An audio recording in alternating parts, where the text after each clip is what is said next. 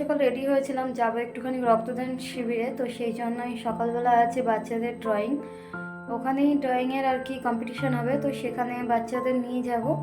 তো সেই জন্যই রেডি হয়েছিলাম। আগে বেরোই, তারপর বেরিয়ে দেখাচ্ছি যে কোথায় যাব।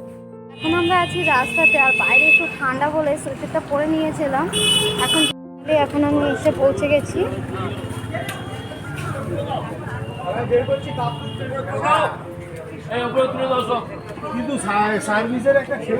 এইখানেই হচ্ছে রক্তদান শিবির আর স্বামী বিবেকানন্দের জন্ম উপলক্ষে অনুষ্ঠান।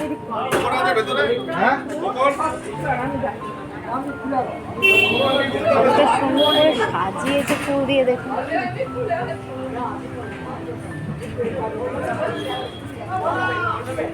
ড্রয়িংয়ের জন্য ভিতরে তুলে দিয়েছিলাম, আর আমরা এখন এখানে বসে আছি। রক্তদান শিবিরটা শুরু হোক, তো সেখানে রক্তদানের জন্য নামও দেওয়া হয়েছে। তো একটু সময় লাগবে, তারপরে দেখাচ্ছি যে হয়ে গেছে। আর বৈকাল 3টা থেকে আমাদের শুরু হবে শীত বস্ত্র বিতরণ। এখানে আয়োজনে কিন্তু কোথাও কিছু কমতি ছিল না, কফি থেকে দুধ থেকে এখানে জুস থেকে সব কিছুই।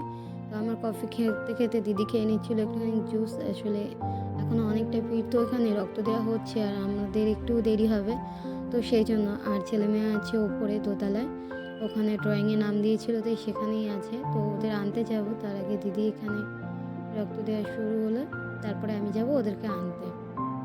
আর সঙ্গে রেখেছিল গোলাপ, এখানে প্রত্যেকটা মানুষকে দিয়েছিল গোলাপ, তো আমাকেও সেখান থেকে কিছুটা দিয়েছিল।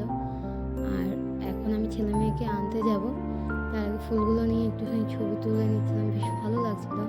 ছেলে মেয়ে আসার সাথে সাথে দিয়েছিল দুধ, তোরা এগুলো খেয়ে নি। আর এখন যাব আমরা বাড়ি। সবাইকে জানাই টাটা।